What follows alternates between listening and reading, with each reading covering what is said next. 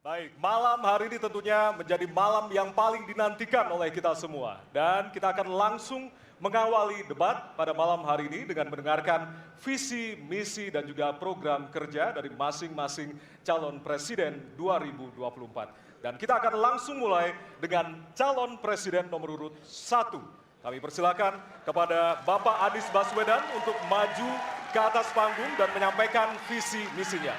Kami persilakan Pak Anies untuk segera menuju ke panggung utama.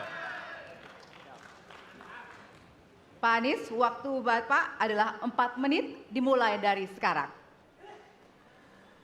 Assalamualaikum warahmatullahi wabarakatuh. Selamat malam dan salam sejahtera untuk semuanya. Bismillahirrahmanirrahim. Negara hukum menempatkan hukum sebagai rujukan utama untuk memastikan hadir rasa keadilan, memberikan kebermanfaatan, dan memberikan kepastian kepada semua. Ini harus dipegang teguh oleh pemegang kekuasaan, baik yang di puncak dan seluruh jajaran. Tapi apa yang terjadi? Banyak aturan ditekuk sesuai dengan kepentingan yang sedang memegang kekuasaan. Apakah ini akan diteruskan? Tidak. Ini harus diubah. Ini harus dikembalikan. Kemudian kita menyaksikan betapa pada hari-hari ini tatanan ketika kita menyelenggarakan pemerintahan sering tidak sesuai dengan prinsip-prinsip hukum yang kita pegang. Karena itulah kami melihat perubahan ini harus kita kembalikan. Negara ini adalah negara hukum, bukan negara kekuasaan. Dalam negara hukum, kekuasaan diatur oleh hukum. Dalam negara kekuasaan, hukum diatur oleh penguasa. Dan kita tidak menginginkan itu terjadi. Pada saat ini, kalau kita lihat hukum itu harusnya tegak begini. Inilah hukum. Dalam kenyataannya, dia bengkok. Dia tajam ke bawah, dia tumpul ke atas. Dan kondisi ini tidak boleh didiamkan, tidak boleh dibiarkan, dan harus berubah. Karena itu kita mendorong perubahan, mengembalikan hukum menjadi tegak kepada semuanya. Dan bila kita saksikan hari ini ada satu orang milenial bisa menjadi calon wakil presiden. Tetapi ada ribuan milenial, generasi Z yang peduli pada anak-anak bangsa, yang peduli pada mereka yang termarginalkan. Ketika mereka mengungkapkan pendapat, ketika mereka mengkritik pemerintah, justru mereka sering dihadapi dengan kekerasan, dihadapi dengan benturan, dan bahkan gas air mata. Apakah kondisi ini akan dibiarkan? Tidak, kita harus lakukan perubahan. Oleh karena itu, kami memperhatikan ini sebagai hal-hal yang mendasar. Yang tak kalah penting, ini kedua nih, yang tak kalah penting. Kita menyaksikan pada saat ini, ada peristiwa seperti peristiwa Ibu Mega. Ibu Mega Suryani Dewi, seorang ibu rumah tangga yang mengalami kekerasan rumah tangga, lapor pada negara, tidak diperhatikan, dan dia meninggal korban kekerasan. Apakah akan dibiarkan? Tidak, ini harus diubah. Dan tidak kalah penting, hadir bersama saya di sini, ayahnya Harun Ar-Rasyid. Harun Ar-Rasyid adalah anak yang meninggal, pendukung Pak Prabowo di Pilpres 2019 yang menuntut keadilan pada saat itu. Protes hasil pemilu. Apa yang terjadi? Dia tewas sampai dengan hari ini tidak ada kejelasan. Apakah ini akan dibiarkan? Tidak, ini harus diubah. Karena itu, kami mendedikasikan diri, hadir untuk memberikan komitmen bahwa dari puncak sampai ke bawah, kami akan tegakkan hukum pada siapa saja. Kami kembalikan marwah kehidupan bernegara yang menempatkan hukum sebagai tempat yang paling tinggi. Dan ketentuan itu berlaku kepada semua, termasuk ketika menyangkut urusan ASN, menyangkut urusan TNI dan Polri. Terima kasih. Assalamualaikum warahmatullahi wabarakatuh. Terima kasih. Bapak Anies, kami persilakan kembali ke tempat. Berikutnya kami persilahkan. Harap tenang. Harap tenang. Harap tenang. Harap tenang para pendukung, harap tenang. Hadirin, kita akan harap lanjutkan tenang. ya. Harap tenang. Kita akan lanjutkan. Kami persilahkan calon presiden nomor urut 2, Bapak Prabowo Subianto, untuk maju ke atas panggung. dan menyampaikan visi dan misi. Baik, para pendukung Harap harap tenang. tenang, kita akan lanjutkan. Baik, silakan. Bismillahirrahmanirrahim. Assalamualaikum warahmatullahi wabarakatuh. Salam sejahtera kita sekalian. Shalom, Om Swastiastu, Namo Buddhaya, salam kebajikan. Terima kasih kesempatan yang diberikan kepada saya untuk menyampaikan visi dan misi. Kami menempatkan hukum, HAM, perbaikan pelayanan pemerintahan, pemberantasan korupsi, perlindungan terhadap semua kelompok di masyarakat sebagai sesuatu yang sangat penting. Karena itu dalam visi misi kita hal-hal ini ditaruh di paling atas. Kita sadar dan saya sadar sejak muda saya telah mengangkat sumpah untuk membela Pancasila dan Undang-Undang Dasar 45. Di dalam Undang-Undang Dasar 45, di situ pendiri-pendiri bangsa kita mendirikan sebuah republik. Republik itu harus didasarkan atas hukum dan kedaulatan rakyat. Itulah perjuangan saya selama ini. Dan saya pertaruhkan nyawa saya, jiwa saya untuk membela demokrasi, hukum dan HAM. Kita paham, kita mengerti masih banyak kekurangan. Tetapi kita harus bersyukur di tengah dunia yang penuh tantangan ketidakpastian, di mana terjadi perang di mana-mana, di mana negara-negara begitu banyak yang terjadi perang saudara, kerusuhan, Indonesia masih aman, Indonesia masih damai, Indonesia masih terkendali, harga-harga masih terkendali, ekonomi untuk rakyat kita masih aman. Karena apa? Karena kepemimpinan. Karena apa? Karena manajemen negara yang berhasil. Saudara-saudara, apakah di tengah 280 juta rakyat masa tidak ada kekurangan?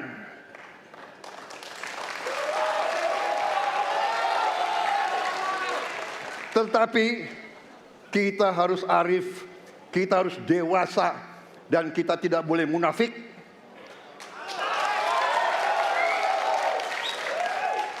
Pemimpin itu ingarso sung telodo, harus memberi contoh. Saudara-saudara sekalian, Prabowo Gibran, kita akan perbaiki yang harus diperbaiki. Kita akan tegakkan apa yang perlu ditegakkan. Dan kita bertekad memberantas korupsi sampai ke akar-akarnya. Memberantas korupsi sampai ke akar-akarnya. Saudara-saudara sekalian, saya kira demikian yang ingin saya sampaikan. Program kita baik, tujuan kita baik, keinginan kita baik. Mari kita berbuat kebaikan demi rakyat kita. Kita butuh persatuan dan kesatuan. Kita tidak perlu saling menghasut, saling mencela, saling menghina. Demi rakyat kita yang kita cintai, kita butuh kesejukan, ketenangan, kerukunan. Kita negara majemuk, kita negara ratusan kelompok etnis, berbagai agama besar. Pemimpin harus sejuk, pemimpin harus dewasa. Waktu Anda habis, kami persilakan untuk kembali ke tempat duduk. Baik. Harap Para tenang. pendukung diharap tenang, Hadirin. para pendukung diharap tenang. Para Hadirin, pendukung harap tenang. harap tenang. Nanti Harap ada tenang. waktunya untuk memberikan apresiasi dan juga teriakan serta tepuk tangan. Kita Ya. akan lanjutkan untuk pasangan berikutnya yang di penyampaian visi misi oleh calon Presiden nomor urut 3 kepada Bapak Prabowo, kepada Bapak Ganjar Pranowo. Kami persilakan untuk ke panggung. Harap tenang. Hadirin harap tenang. Bapak Ganjar, waktunya 4 menit dimulai dari sekarang. Assalamualaikum warahmatullahi wabarakatuh. Selamat malam, salam sejahtera untuk kita semua. Om Swastiastu, Namo Buddhaya, Rahayu. Bapak Ibu yang sangat saya hormati, para hadirin pemirsa debat malam ini yang sangat saya muliakan. Saya dan Pak Mahfud mulai perjalanan pada saat pembukaan kampanye dari ujung timur Indonesia dan barat. Dari Sabang sampai Merauke. Hanya ingin mendengarkan dan ingin melihat secara langsung apa yang disampaikan oleh rakyat, apa yang dirasakan oleh rakyat, sehingga ketika kontestasi 5 tahunan ini berlangsung, harapan itu ada dan masuk dalam pikiran seorang pemimpin, satunya pikiran, perkataan, dan perbuatan. Ini sesuatu yang sungguh penting. Di Merauke kami menemukan pendeta, namanya Pak Leo. Dia harus menolong seorang ibu ingin melahirkan karena tidak adanya fasilitas kesehatan. Dan dia belajar dari YouTube. Sesuatu hak kesehatan yang tidak bisa didapat. Maka kita sampaikan kepada Pendeta Leo, kami akan bangunkan itu dan kami akan kerahkan seluruh Indonesia bahwa satu desa, satu puskesmas atau pustu dengan satu nakes yang ada. Pak Mahfud juga menyampaikan kepada para guru yang ada di Aceh, di Sabang sana. Ada juga guru agama di sana. Kita ingin membangun Indonesia yang hebat dengan SDM yang unggul. Tapi apakah kita sudah memperhatikan mereka? Tentu kemajuan yang selama ini ada, mesti kita lakukan jauh lebih cepat. Lebih satset. Dan perhatian itu mesti diberikan. Dan itulah di sana kita memperhatikan nasib para guru termasuk guru agama. Insentif kepada mereka kita berikan agar mereka bisa mengajarkan budi pekerti yang luhur dengan moderasi agama yang ada. Bapak Ibu, cerita ini belum cukup. Saya berjalan ke NTT. Kami ketemu dengan masyarakat yang ada di sana. Pak Ganjar, kenapa kami anak muda tidak mudah mendapatkan akses pekerjaan? Padahal itu hak kami. Kenapa kemudian kami mendapatkan kesulitan untuk akses internet padahal kami butuh belajar?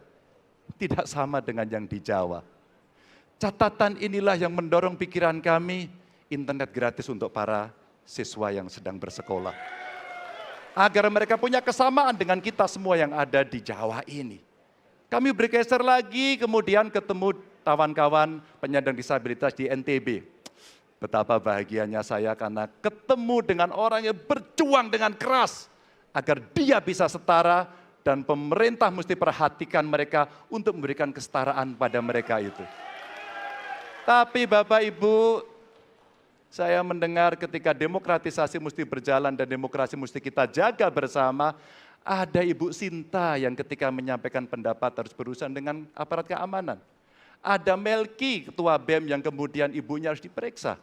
Maka yang seperti ini harus usai. Dan mereka bisa mendapatkan kebaikan-kebaikan kalau governance terjadi. Maka yang ada di Kalimantan kami temukan.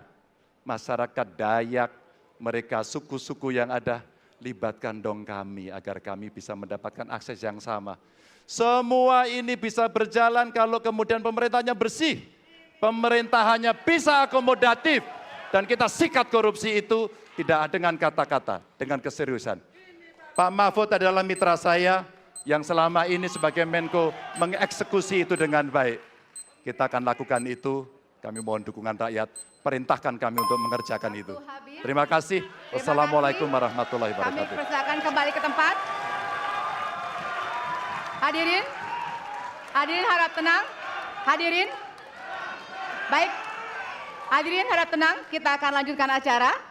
Baik, kini saatnya baru kita akan sama-sama memberikan apresiasi tepuk tangan kepada seluruh calon presiden yang sudah menyampaikan visi misinya.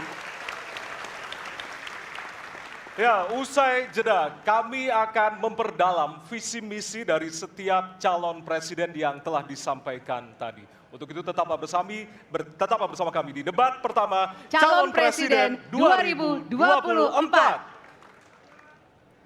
Ya, Anda kembali menyaksikan debat pertama Calon Presiden 2024. Hadirin, di segmen ini calon presiden akan menjawab pertanyaan dari tim panelis. Selain menjawab pertanyaan, masing-masing calon presiden juga diberikan kesempatan untuk saling menanggapi. Ya, tim panelis tentunya telah menyiapkan sejumlah pertanyaan dan menjaga kerahasiaannya. Untuk memastikan debat ini berlangsung secara adil, 3 pertanyaan dari masing-masing subtema akan diundi di hadapan Anda. Dan untuk itu, berkenan kami mengundang seluruh calon presiden untuk menuju ke panggung utama dan sesuai dengan posisi masing-masing. Kami persilakan kepada para calon presiden untuk menempati tempat yang telah disesuaikan.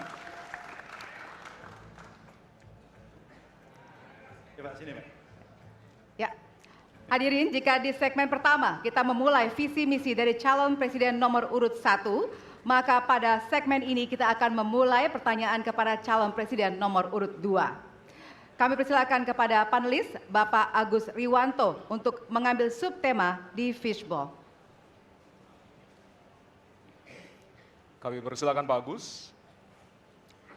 Ya, Silakan bisa dibuka. diperlihatkan kepada kita semua tema yang terdapat di dalam bola.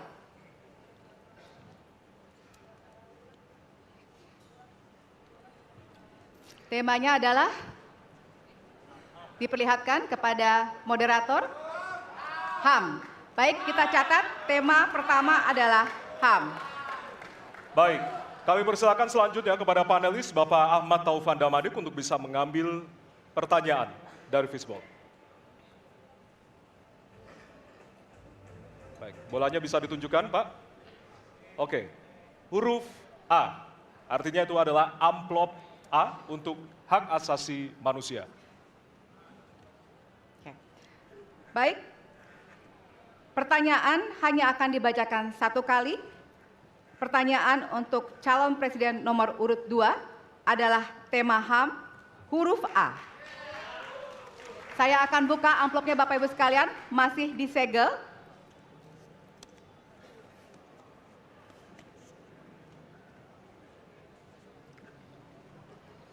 Kita mulai. Beberapa tahun terakhir, tren kekerasan meningkat di Papua. Sementara masalah keadilan dan HAM masih belum terselesaikan sehingga konflik terus berlanjut.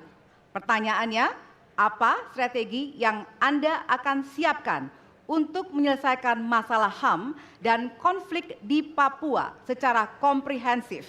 Waktu menjawab 2 menit dimulai dari sekarang. Masalah Papua adalah rumit karena di situ terjadi suatu gerakan separatisme. Dan gerakan separatisme ini kita sudah ikuti cukup lama. Kita melihat ada campur tangan asing di situ. Dan kita melihat bahwa kekuatan-kekuatan tertentu selalu ingin Indonesia disintegrasi dan pecah. Untuk itu memang masalah hak asasi manusia itu menjadi sesuatu yang harus kita utamakan, dan diantaranya juga kita harus lindungi seluruh rakyat Papua, karena di situ kelompok teroris sekarang itu menyerang orang-orang Papua sendiri, rakyat yang tidak berdosa, perempuan, orang tua, anak kecil yang tidak bersenjata diteror oleh kelompok teroris separatis ini. Jadi rencana saya pertama adalah tentunya menegakkan hukum, memperkuat aparat-aparat di situ, dan juga mempercepat pembangunan ekonomi.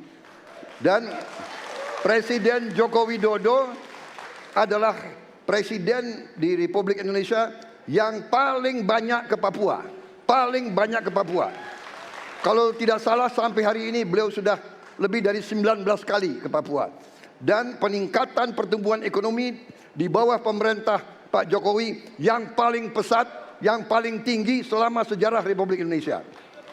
Jadi yang saya katakan, saya akan lanjutkan, kita harus membawa kemajuan ekonomi, sosial, services yang terbaik untuk rakyat Papua, melindungi rakyat Papua dari keganasan para separatis dan teroris, dan menjamin penegakan hak asasi manusia. Terima kasih. Dan selanjutnya, ya, mohon Hadirin untuk tenang. harap tenang, Ya. kita lanjutkan. Baik, kami persilakan kepada calon presiden nomor urut 3 untuk menanggapi jawaban dari calon presiden nomor urut 2. Waktu Anda 1 menit, Bapak, dimulai dari sekarang. Terima kasih, tapi menurut saya rasanya tidak cukup Pak Prabowo. Karena dialog menurut saya menjadi sesuatu yang penting. Agar seluruh kekuatan yang ada di sana, seluruh kelompok yang ada di sana bisa duduk bersama untuk menyelesaikan itu. Itu menurut saya roots masalahnya. Pertanyaan saya simpel saja. Apakah Bapak setuju dengan model dialog yang saya tawarkan itu? Terima kasih. Saya setuju. Terima kasih. Baik, Baik, Bapak Prabowo, saya kita mau tahan jawab. dulu. Saya mau karena jawab. Waktunya Bapak merespon nanti setelah mendengarkan jawaban ataupun tanggapan dari paslon nomor Ya. 1. Atau. Terima kasih atas pengertiannya. Harap tenang, harap tenang. Harap tenang hadirin, kita akan lanjutkan. Baik, selanjutnya kita akan lanjutkan dengan mempersilakan calon presiden nomor urut 1 untuk menanggapi jawaban calon presiden nomor urut 2. Waktunya 1 menit dari sekarang. Masalahnya bukan kekerasan. Karena ketika bicara kekerasan di Jakarta aja ada 3 pandangan. Ada yang menganggap ini terorisme, ada yang menganggap ini separatisme, ada yang menganggap ini kriminal. Di kita aja di Jakarta ada perbedaan pandangan. Apa masalah utamanya? Masalah utamanya adalah tiadanya keadilan di tanah Papua. Itu masalah utama. Oke? Jadi tujuannya bukan semata-mata tentang mentiadakan kekerasan. Karena damai itu bukan tiada kekerasan, damai itu ada keadilan. Itu prinsip utamanya. Nah, jadi caranya bagaimana? 1, atas semua peristiwa pelanggaran HAM yang terjadi, dilakukan tindakan penyelesaian hingga tuntas. Oke? Yang kedua, mencegah terjadinya pengulangan dengan memastikan semua yang bekerja di Papua memahami bahwa yang harus dihadirkan bukan tidak ada kekerasan, tapi keadilan. Yang ketiga, melakukan dialog dengan semua secara partisipatif. Terima kasih. Baik, terima kasih. terima kasih. Dan selanjutnya kami persilakan kembali kepada calon presiden nomor urut 2 untuk merespon tanggapan dari kedua calon presiden lainnya. Dan waktu Anda 1 menit, Bapak, dimulai dari sekarang. Benar, saya sangat setuju. Kita harus ada pendekatan dialog. Benar, ya. Dan saya juga setuju. Harus. Tunggu dulu, aku mau jawab.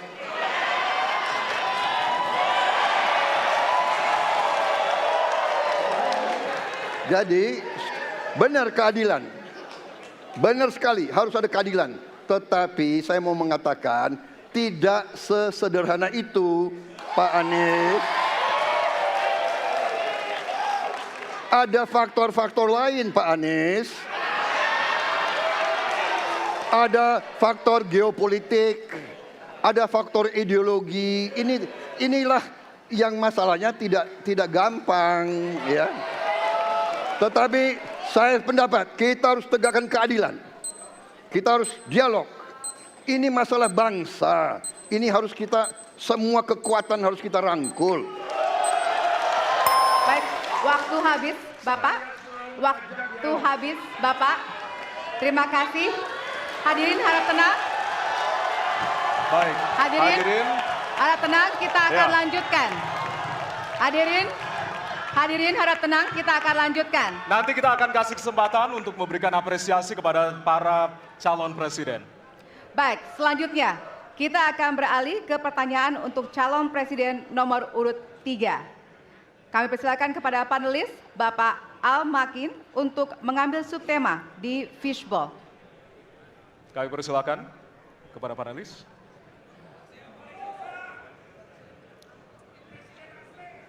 Ya, dibuka Silakan. terlebih dahulu, Pak.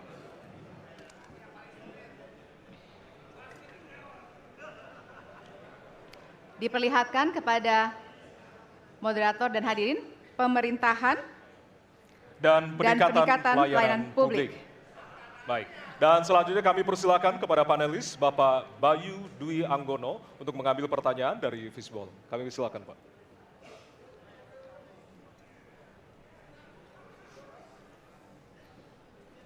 Bisa ditunjukkan amplop C.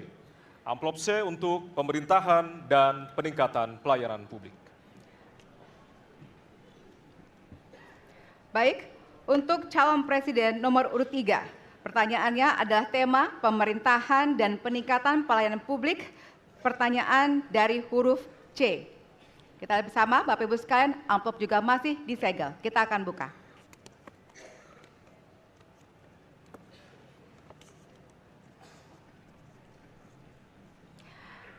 Indeks pelayanan publik di Indonesia stagnan.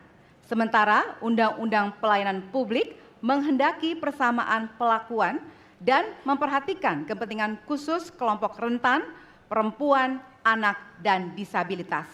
Pertanyaannya, apa program strategis Anda untuk meningkatkan kualitas pelayanan publik yang berkeadilan? Waktu 2 menit dimulai dari sekarang. Kebetulan saya punya pengalaman 10 tahun menangani soal ini. Mengajak mereka berpartisipasi sejak awal, satu, menghadirkan dalam setiap musrenbang kelompok perempuan, penyandang disabilitas, anak-anak, kelompok rentan yang lain termasuk orang tua. Kenapa? Agar pengambil keputusan mereka aware, mereka peduli apa yang mereka rasakan. Kesetaraan dalam perencanaan pembangunan itulah yang kita harapkan bisa merepresentasikan apa yang mereka harapkan. Sehingga fisiknya kalau bangun mereka paham mana yang akan menggunakan sehingga tidak ada lagi protes pada soal itu. Kedua, dari sisi aparaturnya mesti ada kontrol publik. Maka kalau saya membuat pengalaman kami membuat lapor GUP sebagai satu ruang komplain publik yang pemerintah nggak boleh baperan, pemerintah harus menerima seluruh masukan dan kritikan, inilah yang akan kita angkat menjadi government super apps. Sehingga ketika itu tidak berjalan, pemerintah tertinggilah yang harus kemudian mengambil alih itu, sehingga pelayanan akan bisa jauh lebih baik, sehingga kelompok-kelompok ini harus mendapatkan afirmasi. Pak Ganjar, masih ada waktu? Cukup. Baik. Cukup, baik, terima kasih. Ya, dan kami persilakan kepada calon presiden nomor urut 1 untuk menanggapi jawaban dari calon presiden nomor urut 3. Waktu Anda 1 menit dimulai dari sekarang, Pak.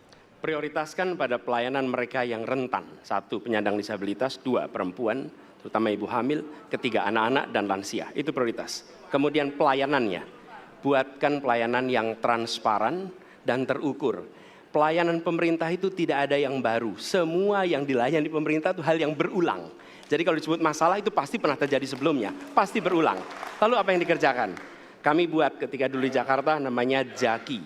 Jaki adalah sebuah super apps yang membuat setiap pelayanan ada ukurannya. Contoh, bila lapor pohon tumbang, maka kami memberikan arahan kepada jajaran berapa jam harus beres. Ketika dikatakan ada laporan tentang peristiwa X, maka berapa waktunya harus beres. Semua ukuran pelayanan dibuat transparan. Lalu publik yang melapor tahu persis, saya lapor kapan, harus selesai kapan. Dengan begitu standarisasi akan bisa terjadi. Terima kasih. Baik. Terima kasih atas tanggapannya. Silahkan kepada calon presiden nomor urut 2 untuk menanggapi jawaban calon presiden nomor urut 3. Waktunya 1 menit dari sekarang. Menurut pandangan saya, kelompok rentan itu juga termasuk para petani dan nelayan. Dan yang saya dapat setelah saya keliling, khususnya di Jawa Tengah, Pak Ganjar, petani-petani di situ sangat sulit dapat pupuk. Dan mereka mengeluh dengan kartu tani yang Bapak luncurkan, ini mempersulit mereka dapat pupuk. Jadi sebetulnya mereka ingin pupuk itu pengadaannya disederhanakan. Saya kira mungkin Bapak bisa menjawab masalah itu. Terima kasih. Waktu Pak Prabowo. Cukup. Cukup. Nggak usah lama-lama. Baik. Baik, terima kasih. Dan selanjutnya kami persilakan kepada calon presiden nomor urut 3 untuk merespon tanggapan dari kedua calon presiden lainnya. Waktu Bapak 1 menit dimulai dari sekarang. Terima kasih. Jadi menggunakan teknologi yang disampaikan Mas Anies sudah betul. Rupanya kita sama pada soal itu. Tapi untuk Pak Prabowo saya harus mengingatkan Pak, pupuk langka terjadi di Papua Pak. Pupuk langka terjadi di Sumatera Utara Pak. Pupuk langka terjadi di NTT, NTB, Kalimantan Timur termasuk bensin. Mungkin Bapak sedikit agak lupa untuk saya bisa mengingatkan, karena Bapak pernah menjadi ketua HKTI. Pak, data petani kita tidak pernah beres. Maka kalau kemudian satu data petani itu bisa kita kelola, maka distribusi pupuknya harus bisa sampai dan tepat sasaran. Pada saat yang sama, kuota pupuk tidak boleh dibatasi. Maka ini yang saya telepon langsung kepada Pak Wapres saat itu. Pak Wapres, please, kasih tambahan. Kalau tidak cukup. Dan ini terjadi di seluruh Indonesia. Maka inilah mesti kita kerjakan nanti. Baik. Masih ada waktu? Mau ditambahkan, Pak? Cukup. Cukup? Cukup. Baik. Baik, terima kasih. Hadirin, kita akan beralih ke pertanyaan selanjutnya untuk calon presiden nomor urut 1. Kami persilakan kepada panelis Bapak Gun-Gun Herianto untuk mengambil subtema di fishball. Kami persilakan panelis. Ya, bisa dibuka terlebih dahulu.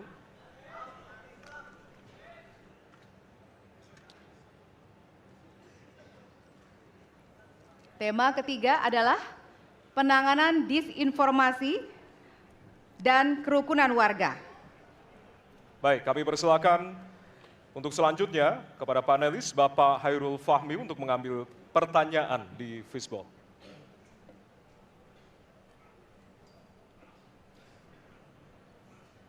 Ditujukan ke depan. Adalah amplop Huruf A. A. Baik. Amplop A untuk penanganan disinformasi dan kerukunan warga. Baik, pertanyaan untuk calon presiden nomor urut 1 adalah tema penanganan disinformasi dan kerukunan warga, huruf A. Kita lihat bersama, masih disegel, kita akan buka bersama.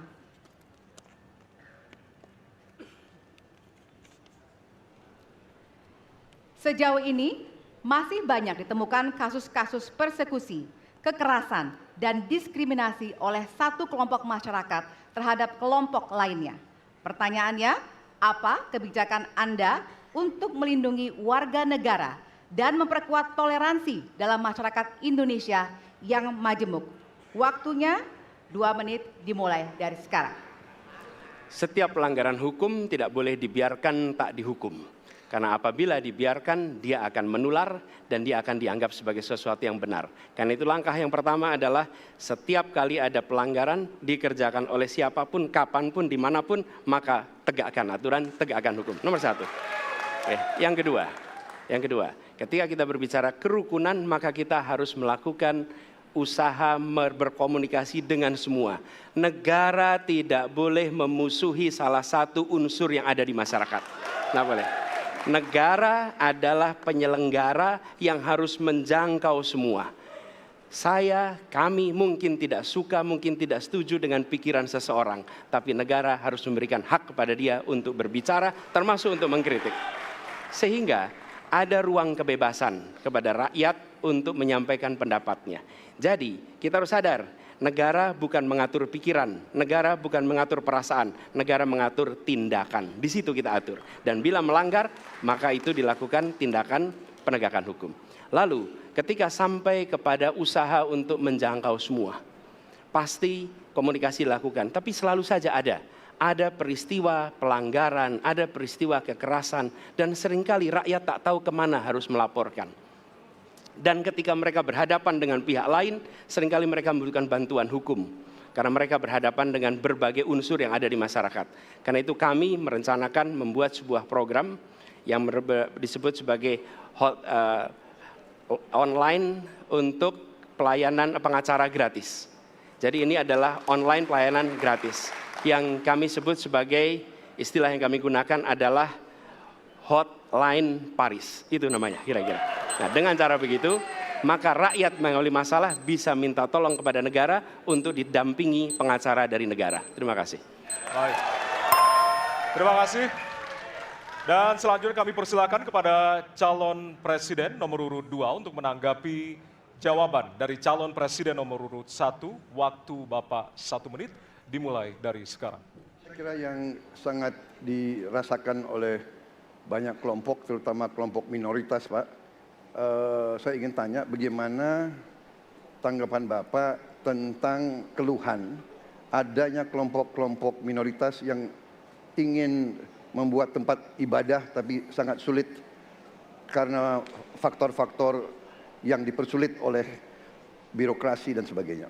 Terima kasih. Masih ada waktu, Bapak? Cukup. Sudah cukup? Baik, terima kasih. Selanjutnya kami persilahkan kepada calon presiden nomor urut 3 untuk menanggapi jawaban calon presiden nomor urut 1, waktunya 1 menit, dimulai dari sekarang. Ada yang lebih penting saya kira meskipun seluruh proses memang harus dilalui. Penegakan hukumnya, menghukum yang bersalah, dan aparat hukum tidak boleh ragu pada soal itu.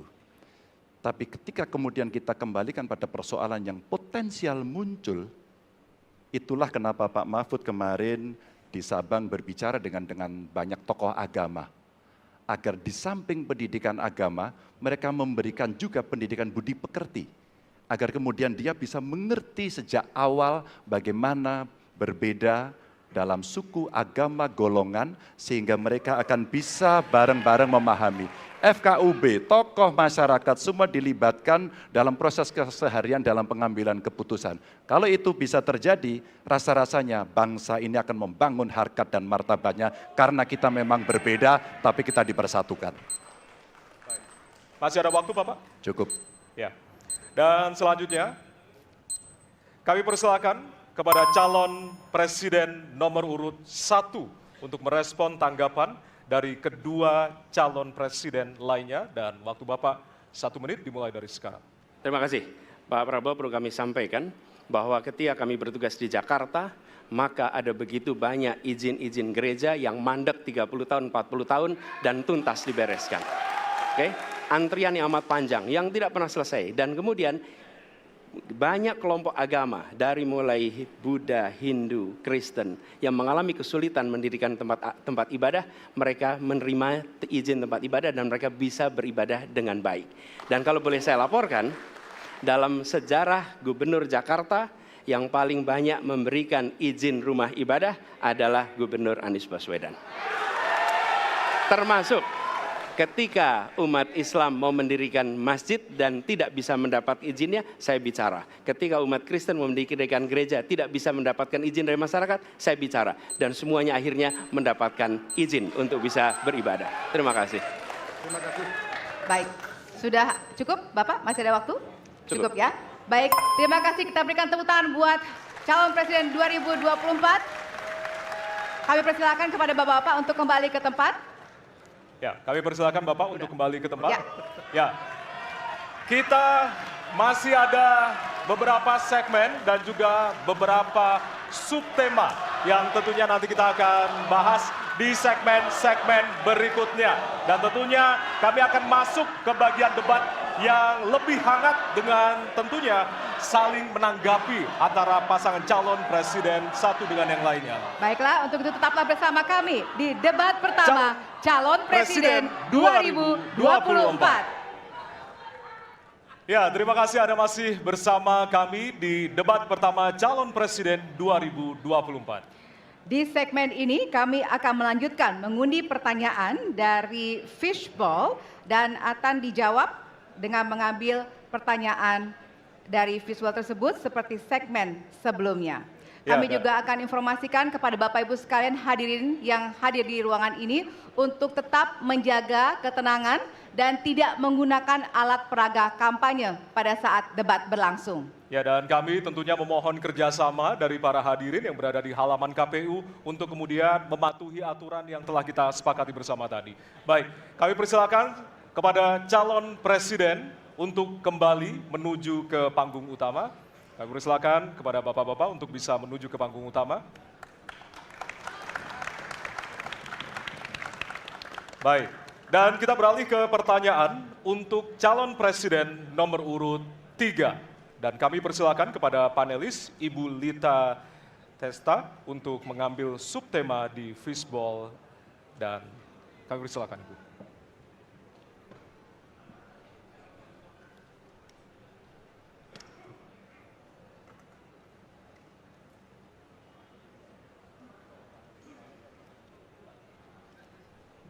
Ya, dan untuk temanya adalah pemberantasan korupsi. Baik, selanjutnya kami persilakan kepada panelis Bapak Made Sukmajati untuk mengambil pertanyaan dari Fishball. Silakan Bapak. Ya. Pertanyaan huruf C. Baik. Kita akan menuju ke pemberantasan korupsi dan pertanyaan C. Ya. Dari amplop C, Bapak Ibu, masih tersegel. Kita akan buka.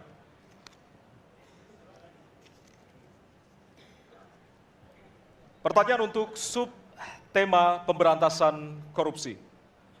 Penegakan hukum atas tindak pidana korupsi menunjukkan rata-rata tren vonis pengadilan yang relatif rendah dan minimnya angka pengembalian aset.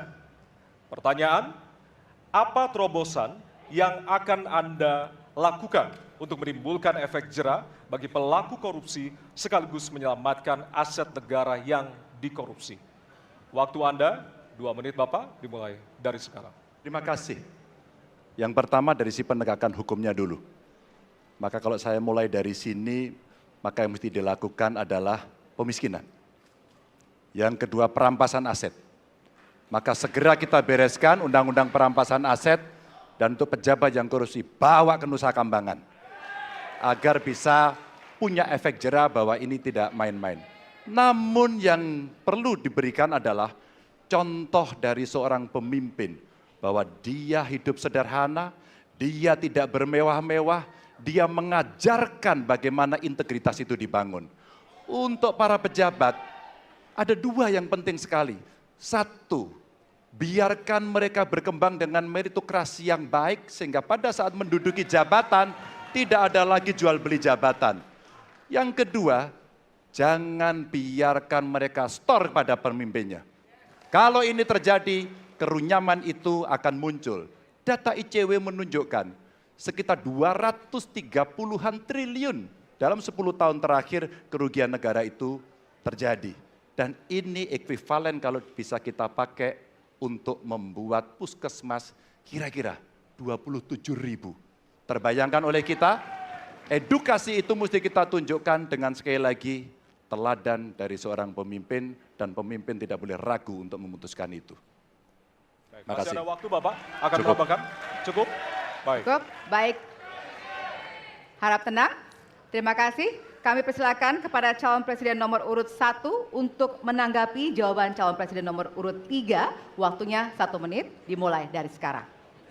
Koruptor dijeratkan dengan undang-undang perampasan aset disahkan dan hukumannya mengikuti pemiskinan. 1. Yang kedua, yang tidak kalah penting, undang-undang KPK harus direvisi sehingga KPK menjadi lembaga yang kuat kembali. Yang ketiga, diberikan imbalan, reward kepada mereka yang membantu melakukan pelaporan, penyelidikan, sehingga ketika melaporkan kita akan punya partisipasi masyarakat dan itu dibolehkan oleh undang-undang. Dengan begitu maka bukan hanya aparat penegak hukum tapi seluruh rakyat ikut memerangi korupsi. Korupsi harus gerakan anti korupsi harus menjadi gerakan semesta yang melibatkan seluruh rakyat. Kemudian yang keempat, yang tidak kalah penting adalah standar etika untuk pimpinan KPK harus standar yang tinggi. Terima kasih. Baik. Ya. Dan selanjutnya kami silakan kepada calon presiden nomor urut 2 untuk menanggapi jawaban dari calon presiden nomor urut 3. Waktu Bapak 1 menit dimulai dari sekarang. Terus terang saja, saya dalam hal ini setuju dengan sikap dan jawaban dari Pak Ganjar masalah korupsi.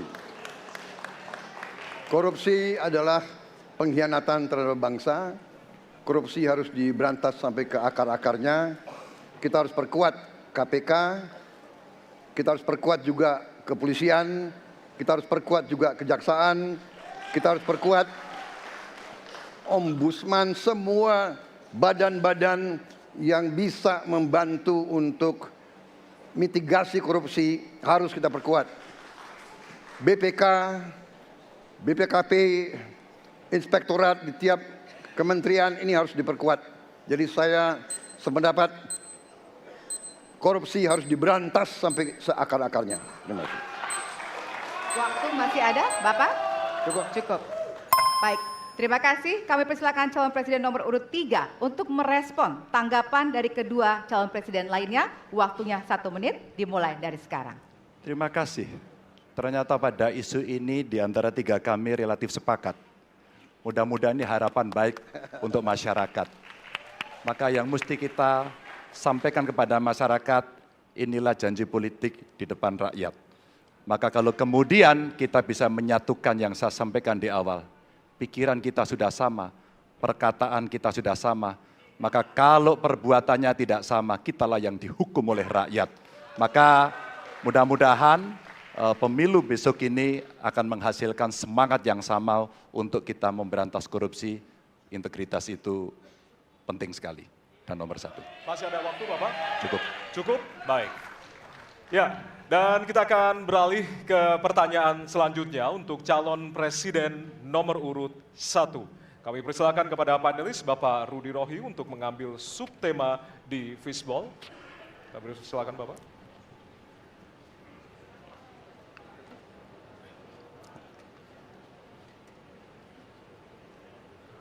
Diperlihatkan kepada kami semua, Bapak.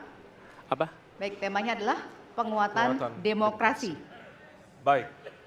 Baik, selanjutnya kepada panelis Ibu Susi Dwi Haryanti untuk mengambil pertanyaan dari Fishball.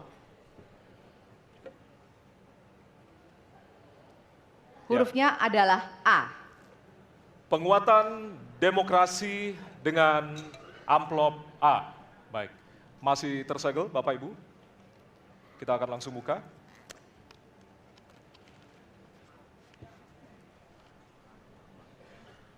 Salah satu pilar penting demokrasi adalah partai politik. Namun kepercayaan publik terhadap partai politik di Indonesia selalu rendah. Pertanyaan, apa kebijakan yang akan Anda lakukan untuk melakukan pembenahan tata kelola partai politik? Waktu untuk menjawab 2 menit, dimulai dari sekarang. Saya rasa lebih dari sekedar partai politik. Rakyat tidak percaya kepada proses demokrasi yang sekarang terjadi.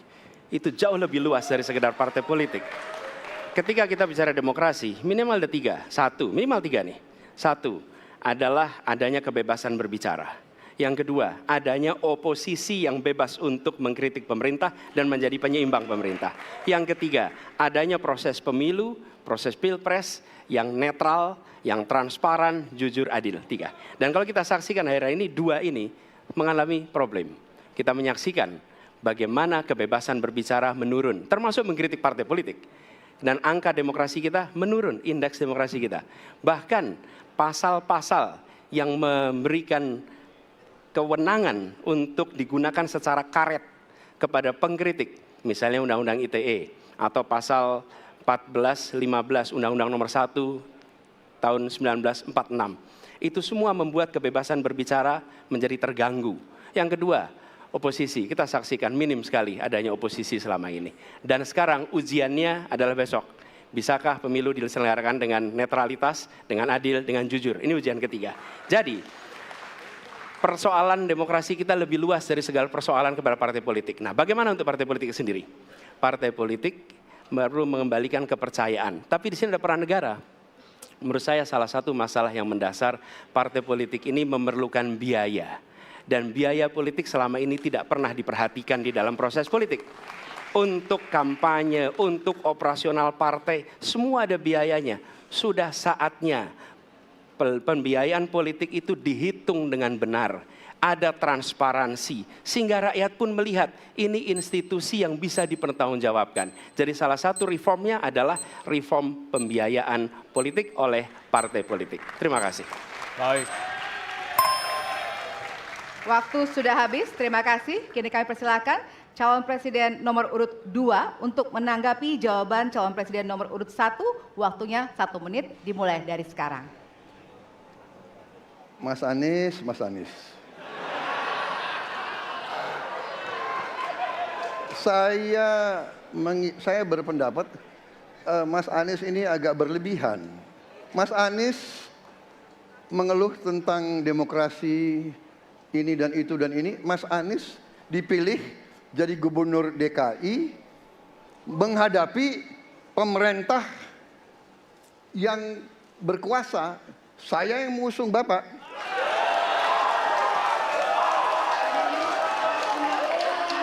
Kalau demokrasi kita tidak berjalan, tidak mungkin Anda jadi gubernur.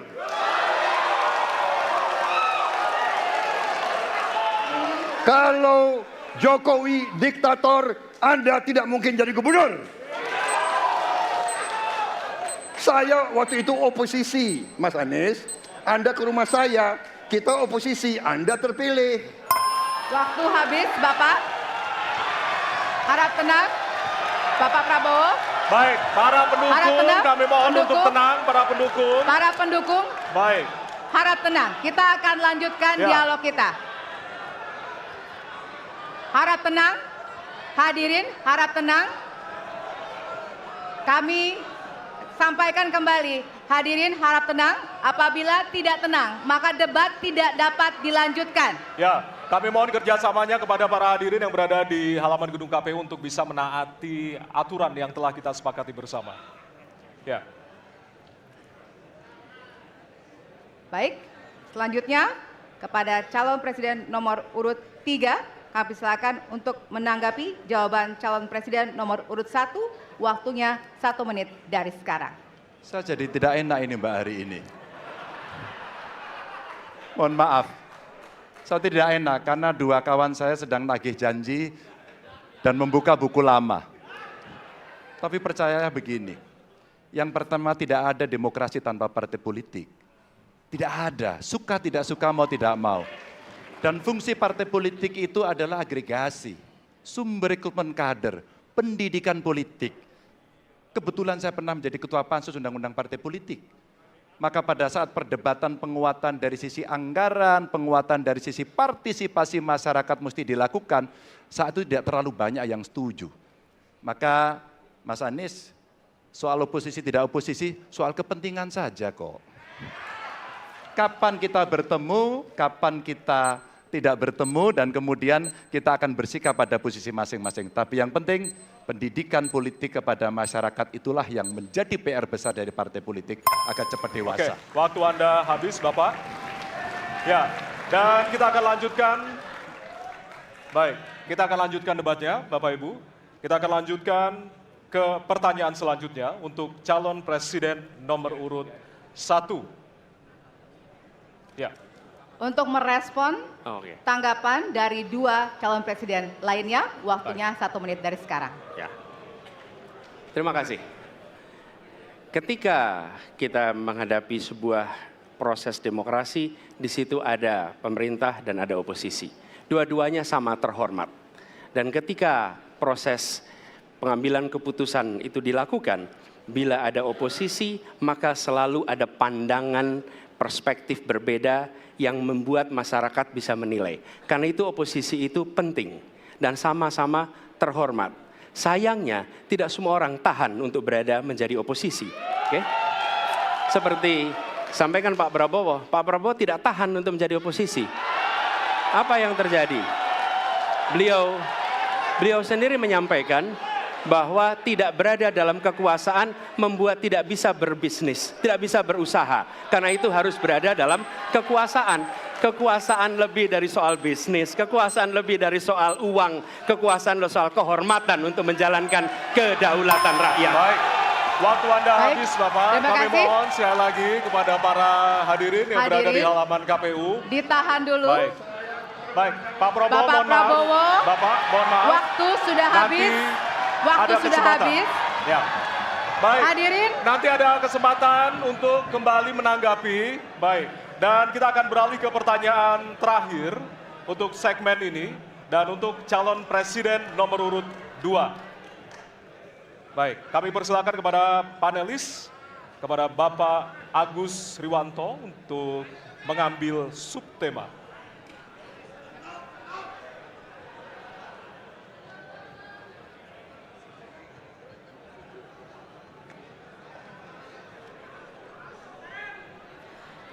Kami mohon kepada hadirin untuk tenang, untuk menjaga kelancaran debat. Silakan Bapak dipersilakan kepada moderator Baik. diperlihatkan. Subtema hukum. Baik, Selanjutnya kami silakan kepada panelis Bapak Wawan Mashud untuk mengambil pertanyaan dari Fishball. Kami persilakan Bapak.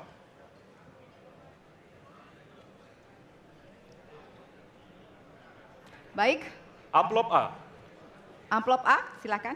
Ya, masih tersegel, kita akan buka.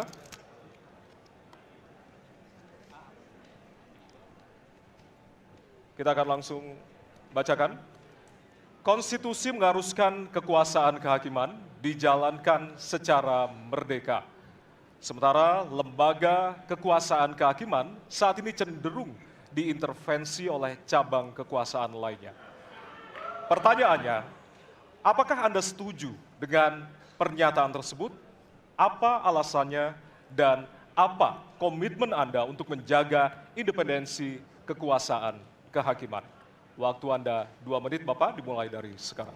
Saya sangat setuju bahwa kehakiman harus independen, kehakiman harus yudikatif, ya, harus independen, dan harus kuat, dan tidak boleh diintervensi oleh kekuasaan. Saya sangat setuju itu. Dan saya berkomitmen untuk memperkuat itu. Manakala saya menerima mandat dari rakyat, saya akan memperbaiki kualitas hidup semua hakim-hakim di Republik Indonesia, semua pekerja di sekitar pengadilan, dan semua penegak hukum akan saya perbaiki kualitas hidupnya, gajinya diperbaiki, supaya mereka tidak dapat diintervensi, tidak dapat disogok, tidak dapat dikorup. Itu komitmen saya kepada rakyat Indonesia. Terima kasih. Masih ada waktunya Bapak, silakan menambahkan. Cukup. Cukup? Ya. Baik. Baik, selanjutnya kami persilakan kepada calon presiden nomor urut 3 untuk memberikan tanggapan kepada jawaban calon presiden nomor urut 2. Waktunya 1 menit dari sekarang. Terima kasih, komitmennya Pak Prabowo luar biasa. Tapi dalam konteks kekinian saya terpaksa, ini mohon maaf Pak ini, terpaksa sekali saya harus bertanya. Apa komentar Pak Prabowo terhadap putusan MK yang melahirkan MK-MK itu? Itu aja. Ditahan dulu Bapak, apakah ada yang ditambahkan selain itu? Cukup. Cukup, baik. Selanjutnya, Ya, kami pertegas kembali bahwasannya tidak ada sesi tanya jawab, artinya saling menanggapi Bapak-Bapak. Kami ingatkan kembali untuk saling menanggapi dari masing-masing calon presiden. Dan selanjutnya kita akan berikan kesempatan kepada calon presiden nomor urut 1 untuk menanggapi calon presiden nomor urut 2 dan waktu Bapak. Apakah saya harus 1 menit. merevisi statement saya? Kenapa Bapak? Apakah saya harus merevisi statement saya karena tidak boleh Tidak, bertanya? nanti kami harapkan untuk saling menanggapi, bukan saling menanya, Bapak. Makanya, apakah saya harus merevisi karena tadi bentuknya pertanyaan? Nanti kita akan Baik. berikan kesempatan untuk Tidak perlu ya? selanjutnya. Tidak perlu, Pak. Bapak. Oke, terima Baik. kasih. Ya, kami persilakan Silakan. kepada calon presiden nomor urut 1. Waktu Anda 1 menit, Bapak. Ya, jadi ketika saya bertugas sebagai presiden, maka saya akan tegaskan kepada semua yang berada di lingkar judisial bahwa tugas Anda bukan hanya menegakkan hukum, tugas Anda menghadirkan rasa keadilan. Nomor 1, tegaskan itu. Yang kedua, bila terjadi praktek-praktek di mana keadilan tidak hadir, maka negara tidak boleh diam dan mengatakan, ah itu kan proses hukum, tidak bisa. Justru negara harus mempertanyakan apa yang sesungguhnya terjadi. Dan itulah yang kemudian harus dikerjakan oleh negara, memastikan bahwa proses hukum benar-benar berorientasi kepada keadilan. Lalu kepada mereka yang bertugas, tadi disampaikan bahwa harus memastikan mereka memiliki remunerasi yang baik. Ya, itu penting. Dan yang tidak kalah penting adalah semua proses dilakukan secara transparan. Promosi transparan, kasus transparan, sehingga ada kepercayaan kepada proses pengadilan. Terima kasih.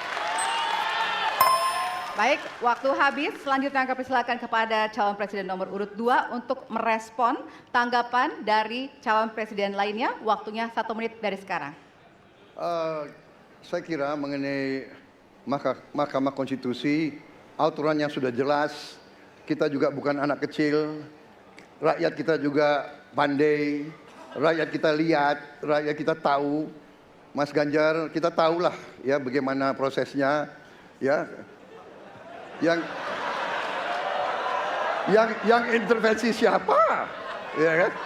Yang intervensi siapa, tapi intinya adalah kita tegakkan konstitusi, kita tegakkan undang-undang, kita perbaiki yang kurang sempurna, dan kita patuh kepada komitmen undang-undang itu sendiri. Jadi saya kira itu tentang apa tadi disampaikan Pak Anies. Dalam hal ini saya setuju dengan Pak Anies. Dalam hal ini.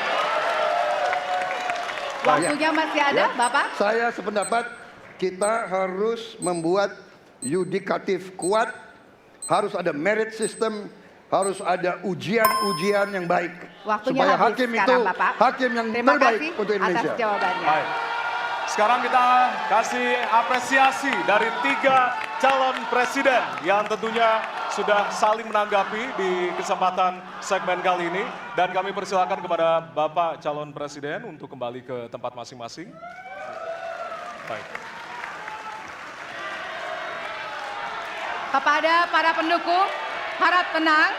Ya, Para pendukung, kami mohon kepada para pendukung, acara debat masih berlangsung. ya, sekali lagi kami nanti akan kasih kesempatan untuk memberikan yel-yel dan juga dukungan dari masing-masing capres. Dan Ya. kita akan masih lanjutkan dengan suasana debat yang masih hangat tentunya. Ya, tentunya nanti akan ada perbedaan pada segmen berikutnya, hadirin sekalian. Bedanya adalah pertanyaan tidak lagi datang dari tim panelis, Ya. tapi pertanyaan akan datang dari masing-masing calon presiden. Ya, dan untuk itu tetaplah bersama kami dan kami kembali sesaat lagi. Terima kasih Anda masih bersama kami di Debat pertama calon presiden 2024.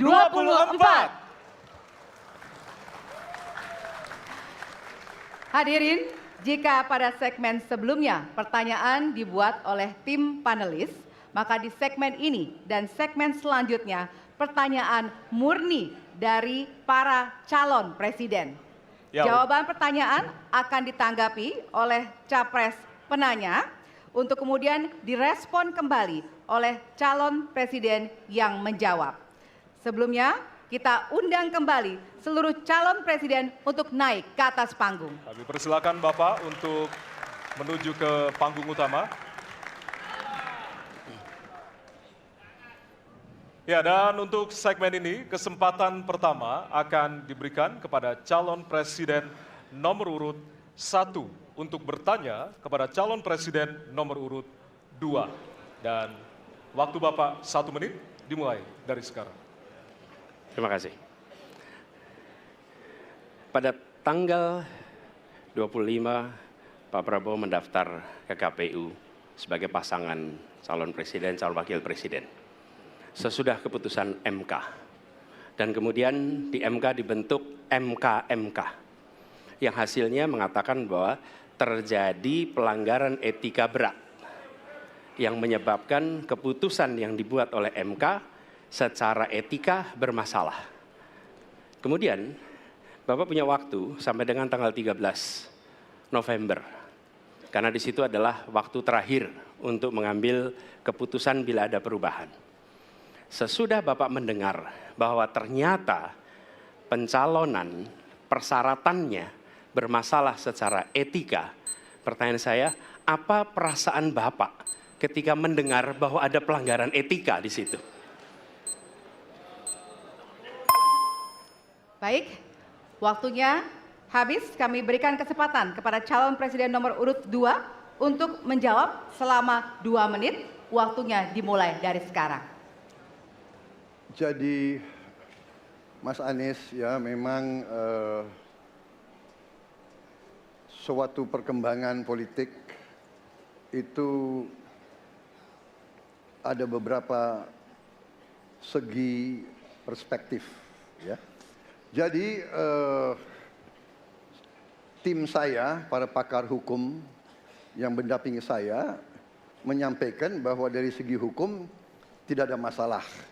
Masalah yang dianggap pelanggaran etika sudah diambil tindakan dan keputusan ya waktu itu oleh pihak yang diberi wewenang, kemudian sudah ada tindakan dan tindakan pun itu masih diperdebatkan karena yang bersangkutan masih memproses.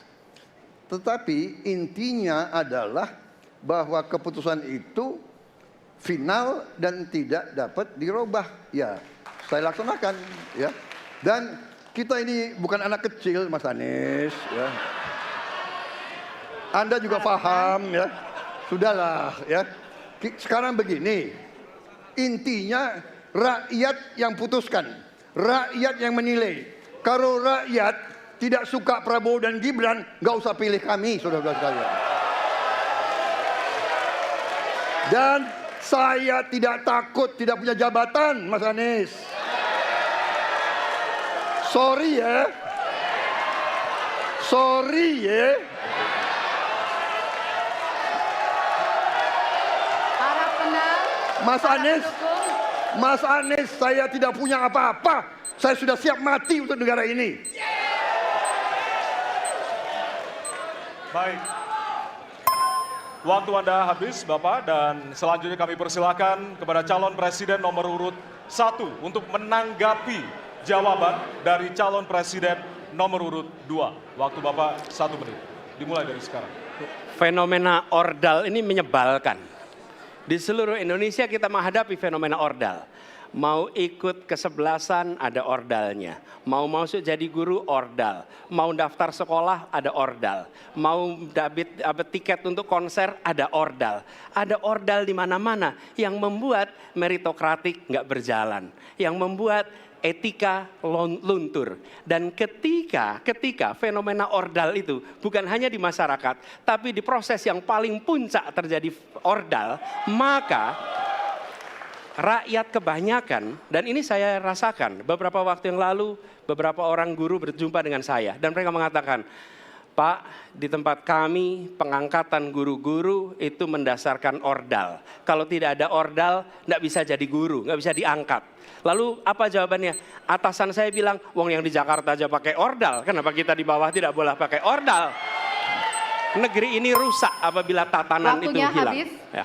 Sekarang kami berikan kesempatan kepada calon presiden nomor urut 2 untuk menanggapi tanggapan dari calon presiden nomor urut 1. Waktunya 1 menit dari sekarang. Mas Anies.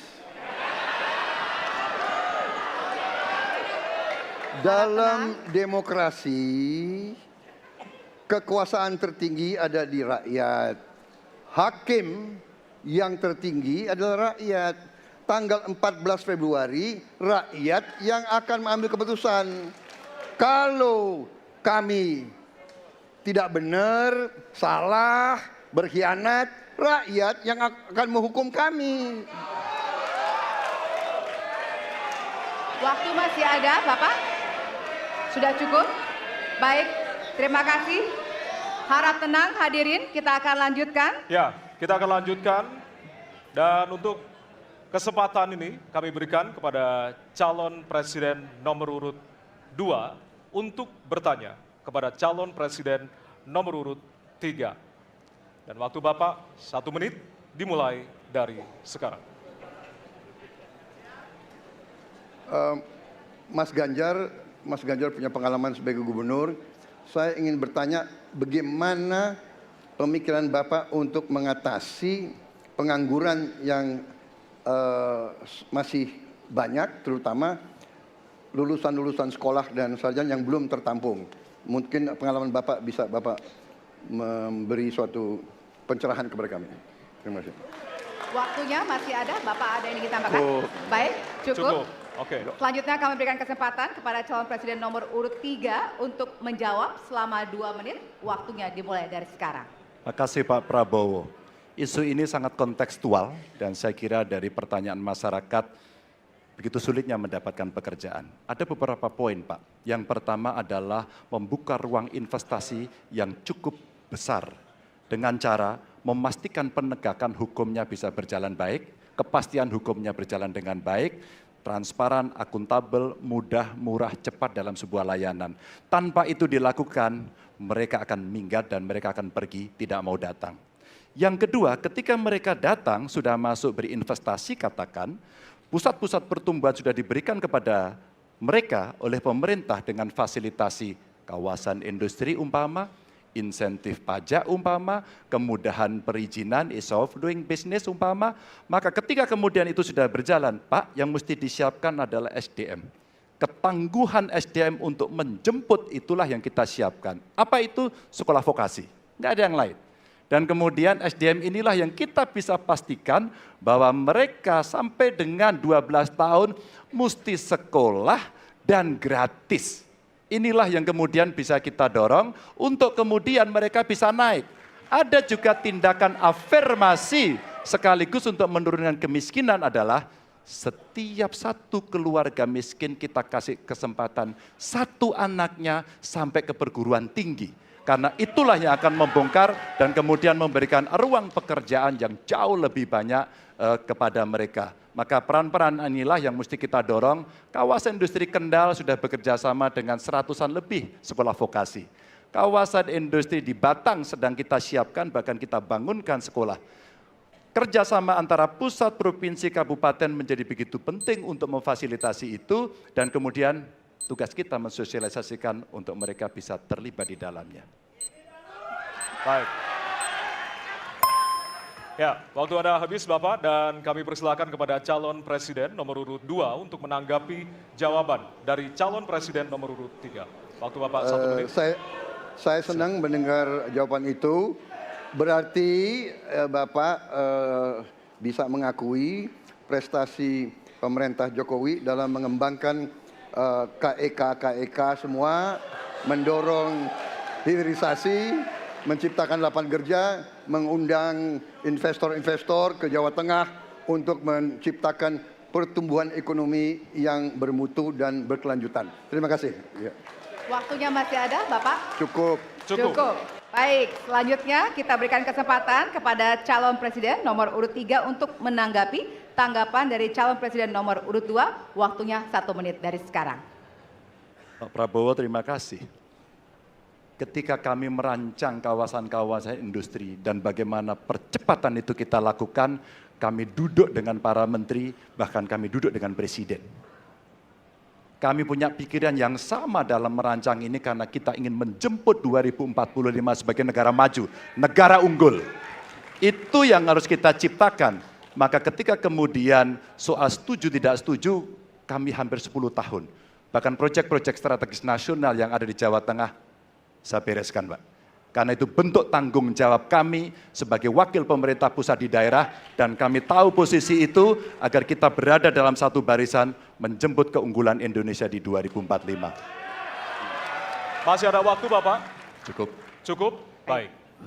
Ya, dan selanjutnya kita akan berikan kesempatan calon presiden nomor urut 3 untuk bertanya kepada calon presiden nomor urut 1. Dan waktu Bapak 1 menit dimulai dari sekarang. Mas Anies pernah menjadi gubernur ibu kota.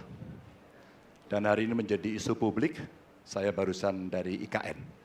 Mas Anies, dengan berbagai kondisi yang ada di Jakarta, traffic jam, orang bermigrasi, bagaimana polusi yang terjadi, saya pengen dapat statement yang clear dari Mas Anies. Apa pendapat Mas Anies ketika kemudian Indonesia sentris itu ingin dibangun, mimpi besar anak bangsa sejak presiden sebelumnya ingin dibangun untuk memindahkan ibu kota dari Jakarta ke IKN. Silakan. Baik, waktunya masih ada, Bapak? Cukup. Cukup? Baik, terima kasih. Kemudian kami silakan calon presiden nomor urut 1 untuk memberikan jawaban selama 2 menit dimulai dari sekarang. Kalau ada masalah jangan ditinggalkan, diselesaikan. Itu filosofi nomor 1. Jadi ketika di Jakarta menghadapi masalah, maka masalah lingkungan hidup, masalah lalu lintas, kepadatan penduduk, ini harus diselesaikan. Ditinggalkan tidak kemudian membuat otomatis selesai. Justru ini yang harus dibereskan. Kalau kami melihat, begitu kita bicara lalu lintas, kontribusi aparat sipil negara di dalam kemacetan itu hanya 4-7%. Jadi nggak akan mengurangi kemacetan di sini. Yang kedua, soal lingkungan hidup. Kalau yang pindah itu pemerintah, bisnis, keluarga masih tetap di sini, masih tetap ada masalah. Karena itu kami berpandangan, masalah yang di Jakarta harus diselesaikan dengan transportasi umum yang dibangun. Kemudian yang kedua, menambah taman yang dibangun, transportasi umum berbasis elektrik. Dan itu semua dikerjakan untuk membuat Jakarta menjadi kota yang nyaman, aman, kota yang membuat kita bisa hidup dengan sehat. Itu terkait dengan Jakarta. Jadi, jangan kita meniru pemerintah Belanda.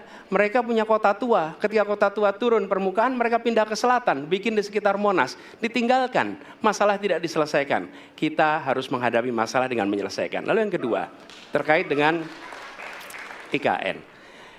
Ketika kita memiliki masalah yang masih urgen di depan mata kita, di Kalimantan sendiri, kebutuhan untuk membangun sekolah yang rusak sangat banyak. Membangun kereta api atau jalur tol antar kota di Kalimantan itu urgen. Yang merasakan dari uang itu siapa? Rakyat. Sementara yang kita kerjakan hanya membangun tempat untuk aparat sipil negara bekerja, bukan untuk rakyat dan bukan pusat perekonomian. Baik.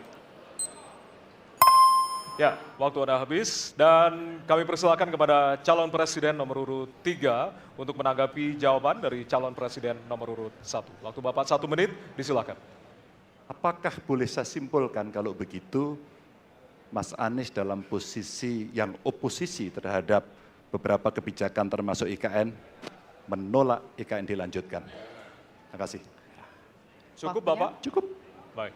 Baik, selanjutnya kami berikan kesempatan kepada calon presiden nomor urut 1 untuk menanggapi tanggapan dari calon presiden nomor urut 3. Waktunya 1 menit dari sekarang. Inilah salah satu contoh produk hukum yang tidak melewati proses dialog publik yang lengkap. Sehingga dialognya sesudah jadi undang-undang. Dan ketika dialognya sudah undang-undang, siapapun yang kritis dianggap oposisi, siapapun yang pro dianggap pro pemerintah. Kenapa? Karena tidak ada proses pembahasan yang komprehensif yang memberikan ruang kepada publik. Ini negara hukum, bukan negara kekuasaan. Dalam negara hukum, berikan ruang kepada publik untuk membahas sebuah peraturan sebelum dia ditetapkan. Tapi ini nada-nadanya seperti negara kekuasaan, di mana penguasa menentukan hukum. Dan kemudian dari situ kita berdebat pro kon. Kami melihat ada kebutuhan-kebutuhan urgen yang dibangun untuk rakyat. Kalau hari ini kita belum bisa menyiapkan pupuk lengkap, tapi pada saat yang sama kita membangun sebuah istana untuk presiden, di mana rasa keadilan kita? Oke. Waktunya sudah habis. Ya, dan kami masih ada 1 segmen lagi. Untuk itu kami persilakan kepada bapak-bapak untuk kembali ke tempat duduk masing-masing. Masih ada 1 segmen lagi untuk bertanya dan juga saling menanggapi. Kami persilakan bapak-bapak untuk kembali ke tempat. Pada hadirin, kami mohon untuk tenang terlebih dahulu. Kita akan lanjutkan debat dengan suasana tentunya yang lebih hangat. Ya. Untuk tetaplah bersama kami di debat pertama calon presiden 2024.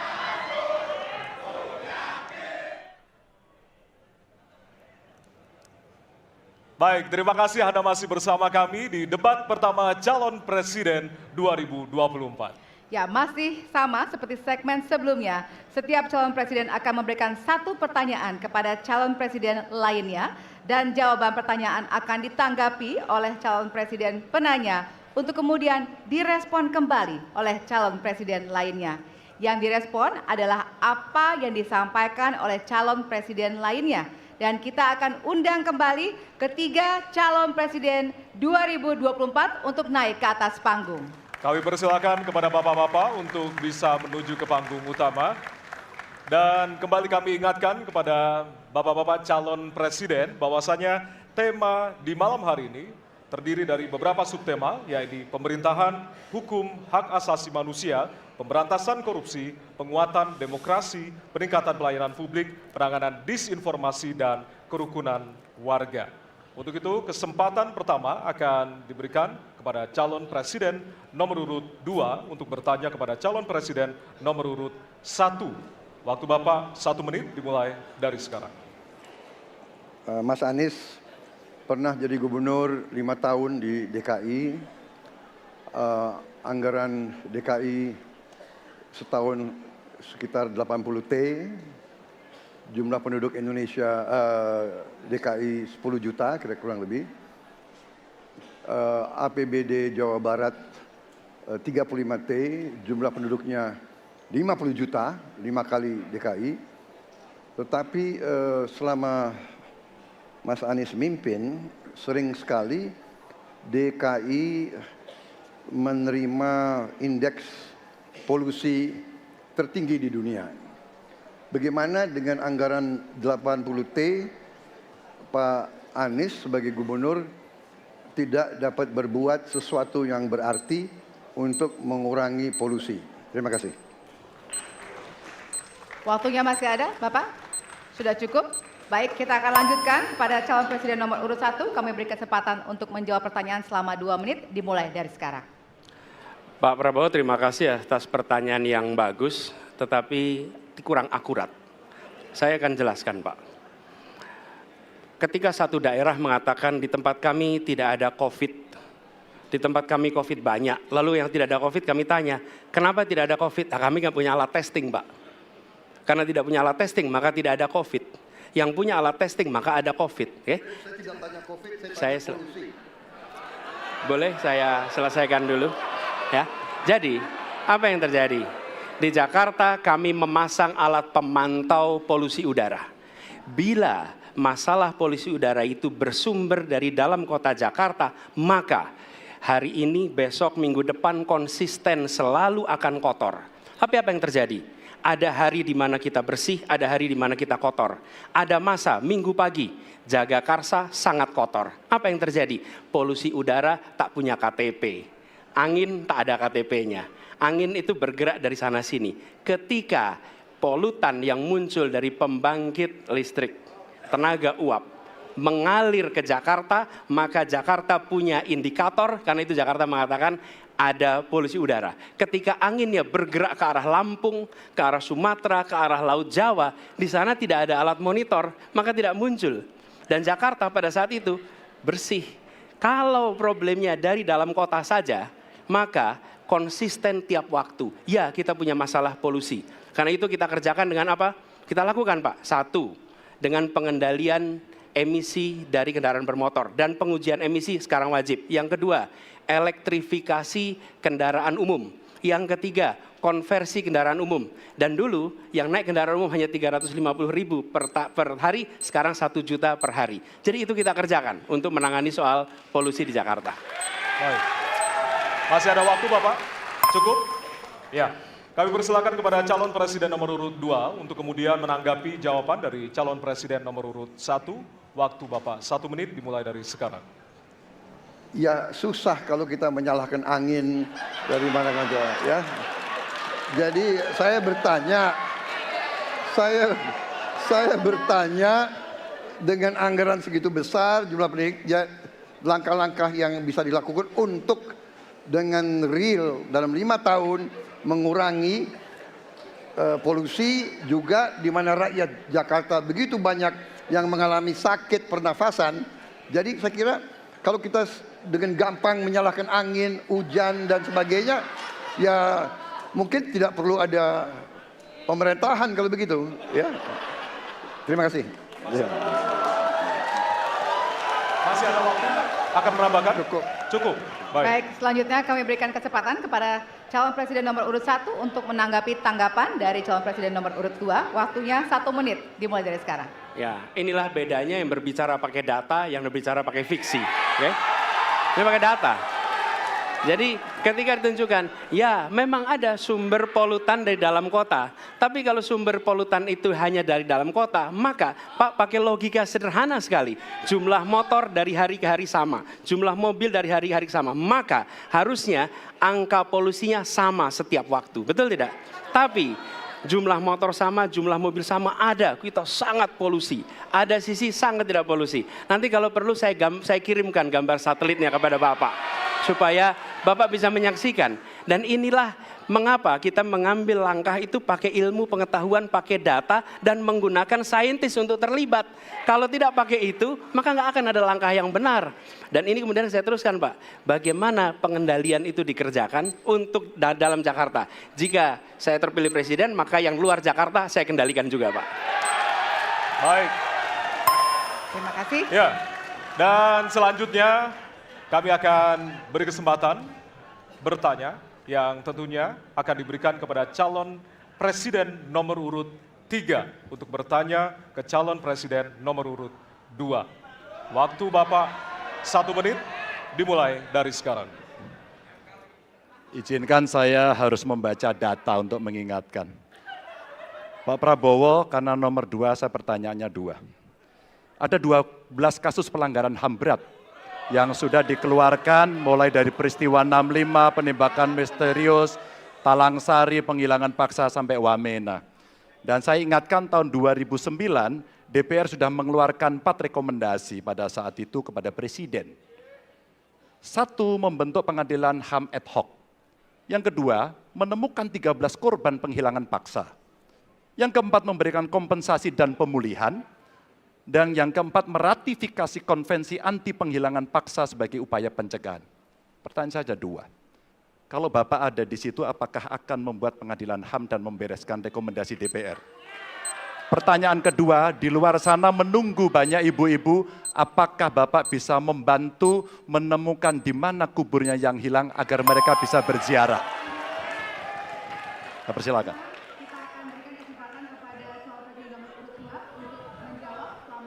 Waktunya dari sekarang. Pak Ganjar tadi justru Anda sebut tahun 2009 kan? Ya. Jadi sekian tahun yang lalu kan? Betul. Dan masalah ini ditangani justru oleh wakil presiden Anda. Ya. Ya. Jadi apalagi mau ditanya kepada saya? Saya sudah menjawab berkali-kali, ada rekam digitalnya.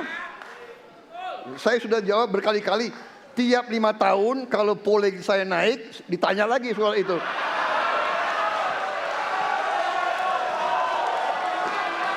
Bapak tahu data nggak? Bapak tanya ke Kapolda, tahun ini berapa orang hilang di DKI? Tahun ini, ya, ada mayat yang diketemukan baru beberapa hari yang lalu dan sebagainya. Come on, Mas Ganjar. Ya, jadi saya tadi katakan, saya merasa bahwa saya yang sangat keras membela hak asasi manusia. Nyatanya orang-orang yang dulu ditahan, tapol-tapol, yang katanya saya culik, sekarang ada di pihak saya membela saya, saudara sekalian.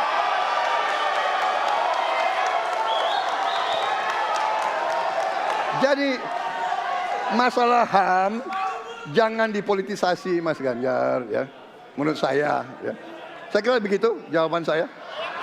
Masih ada waktu, Yang Bapak? kedua, Pak. Akan menambahkan? Cukup. Cukup, baik. Dan selanjutnya kami persilakan kepada calon presiden nomor urut 3 untuk menanggapi jawaban dari calon presiden nomor urut 2. Waktu Bapak 1 menit, dimulai dari sekarang. Pak Prabowo ini punya ketegasan yang luar biasa. Luar biasa. Tapi sayang pada 2 jawaban ini sama sekali tidak punya ketegasan itu. Kenapa saya sampaikan? Pertanyaan saya sebenarnya 1. Apakah kalau Bapak jadi presiden akan membuat pengadilan HAM? Pertanyaan nomor kedua, apakah Bapak bisa menemukan, menunjukkan, membantu pada keluarga agar kemudian mereka bisa berziarah? 2 ini sama-sama tidak dijawab. Maka kalau kemudian saya boleh meminta, kalau saya jadi presiden, Pak, saya akan bereskan ini, Pak. Agar kemudian dalam kontestasi pilpres berikutnya, ini tidak akan muncul lagi karena presidennya tegas menuntaskan pekerjaan itu pada eranya. Terima kasih. Waktunya masih ada, Bapak? Cukup. Cukup. Baik, kita berikan kesempatan kepada calon presiden nomor urut 2 untuk menanggapi tanggapan dari calon presiden nomor urut 3. Waktunya 1 menit dari sekarang. Loh, kok dibilang saya tidak tegas? Saya tegas akan menegakkan hak asasi manusia. Masalah yang Bapak tanyakan agak tendensius. Kenapa yang 13 orang hilang pada saat itu ditanya kepada saya? Itu tendensius, Pak Ganjar, ya. Itu tendensius. Dan wakil Bapak yang mengurus ini selama ini. Jadi kalau memang keputusannya mengadakan pengadilan HAM, ya kita adakan pengadilan HAM. nggak ada masalah. Ya, Baik. Sudah Pak? Masih ada waktunya, waktu? Pak. Sudah cukup, ya. Pak Prabowo? Namanya usaha. Terima kasih. Sudah cukup? Baik. Oke. Ya, dan Harap selanjutnya tenang. kita akan menuju ke pertanyaan dan kali ini kesempatan bertanya akan diberikan kepada calon presiden nomor urut 1 untuk kemudian bertanya kepada calon presiden nomor urut 3. Waktu Bapak 1 menit dimulai dari sekarang. Ada dua peristiwa yang menarik perhatian dan perlu kita bahas di sini. Oke. Peristiwa Kanjuruhan dan peristiwa kilometer 50. Di situ proses hukum sudah dijalankan. Tetapi rasa keadilan masih belum muncul. Pada saat ini kita menyaksikan masih banyak pertanyaan, bahkan keluarga-keluarga korban masih mempertanyakan. Karena itu, saya ingin bertanya kepada Pak Ganjar. Saya posisinya adalah ini harus dituntaskan.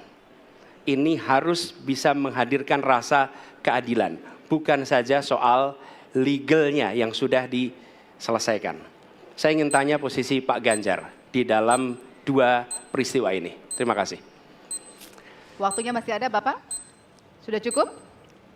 Oh, udah cukup. Baik. Baik. Terima kasih kepada calon presiden nomor urut 3. Kami berikan kesempatan untuk menjawab selama 2 menit. Waktunya dimulai dari sekarang. Terima kasih Mas Anies. Saya kira dua isu itu menjadi public talks. Kanjuruhan. Kita bisa bertemu dengan para pencari fakta. Kita bisa melindungi korban. Kita bisa membereskan urusan mereka dari sisi keadilan korban.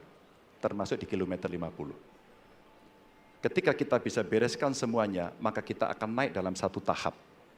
Apakah kemudian proses legal dan kemudian mencari keputusan yang adil bisa dilakukan? Jawaban saya, bisa. Jadi dalam pemerintahan ini mesti berani untuk tidak lagi menyandra persoalan-persoalan masa lalu sehingga berlarut-larut. Sehingga apa yang terjadi ketika muncul terus-menerus akan menjadi sensi. Sensi terus karena tidak pernah ada keputusan. Maka cara-cara ini mesti dihentikan dan kita mesti berani tegas. Kadang-kadang kita juga mesti harus berpikir dalam situasi yang lebih besar. Mari kita ciptakan kembali Undang-Undang KKR. Mari kita hadirkan kembali Undang-Undang KKR agar seluruh persoalan-persoalan pelanggaran HAM itu bisa kita bereskan dengan cara itu. Sehingga bangsa ini akan maju dan tidak lagi kemudian berpikir mundur karena persoalan-persoalan seperti itu yang tidak pernah dituntaskan. Kita harus tuntaskan itu. Baik. Masih tersisa waktunya Bapak? Cukup. Cukup? Baik. Ya, dan kami silakan kepada calon presiden nomor urut 1 untuk menanggapi jawaban dari calon presiden nomor urut 3. Ya. Waktu Anda 1 menit, Bapak. Ya, jawabannya kurang komprehensif karena masalahnya lebih kompleks dari itu, Pak Ganjar. Tapi izinkan saya sampaikan, untuk seperti ini minimal saya melihat harus mengerjakan minimum 4 hal. 1 adalah memastikan bahwa proses hukum menghasilkan keadilan. Yang kedua, ungkap seluruh fakta sehingga kebenaran menjadi pengetahuan semua, termasuk closure bagi keluarga. Yang ketiga, korban, harus ada kompensasi. Clear. Dan yang keempat, negara harus memberikan jaminan bahwa peristiwa-peristiwa seperti ini tidak boleh berulang kembali. 4 harus dikerjakan. Nah, saya kemudian melihat untuk itu bisa dikerjakan, maka kita tidak bisa abu-abu seperti yang tadi disampaikan. Saya melihat kalau begitu 4 ini harus dilakukan, berarti yang pertama mungkin kita harus melakukan investigasi ulang, melakukan review. Kita harus menyelamatkan institusi, memastikan bahwa institusi itu selamat. Saya ingin tahu apakah Pak Ganjar sependapat dengan pandangan saya. Terima kasih Pak Ganjar. Baik. Waktunya habis, selanjutnya kami berikan kesempatan kepada calon presiden nomor urut 3 untuk menanggapi tanggapan dari calon presiden nomor urut 1. Waktunya 1 menit dari sekarang. Soal komprehensi atau tidak komprehensif terkait dengan itu selera dan subjektif. Dari 4 hal tadi itu saya kira hampir semua pelindungan korban dilakukan. Saya sampaikan pencari fakta sudah pernah ada. Kalau kemudian tidak terjadi, tidak boleh terjadi lagi, saya kira itu value yang mesti dicontohkan. kita kerjakan semuanya. Saya orang yang tidak pernah abu-abu, hitam putih, sat-set. Kami tidak pernah ragu-ragu, kami tidak pernah abu-abu, maka kami pun tadi mengklarifikasi pertanyaan kepada pasangan calon nomor 2, karena kami bukan orang yang menunda pekerjaan, menggantung pekerjaan untuk kemudian menjadi komoditas. Saya selesaikan itu. Masih ada waktunya Bapak? Akan Cukup. ditambahkan? Baik. Ya, dan kita berikan apresiasi kepada 3 calon presiden yang tadi sudah berdebat dan saling bertanya di kesempatan malam hari ini, Pak. Ya, selanjutnya kami persilakan kepada bapak-bapak untuk kembali ke tempat duduk. Kami persilakan Bapak untuk kembali ke tempat duduk semula. Hadirin, harap tenang, kita akan masih lanjutkan acara. Hadirin harap tenang. Ya. Hadirin harap tenang. Baik, segmen selanjutnya kita akan mendengarkan pernyataan pamungkas dari masing-masing calon presiden. Untuk itu tetaplah bersama kami di debat pertama calon presiden 2024. Kita ada di segmen terakhir dalam Debat pertama calon presiden 2024.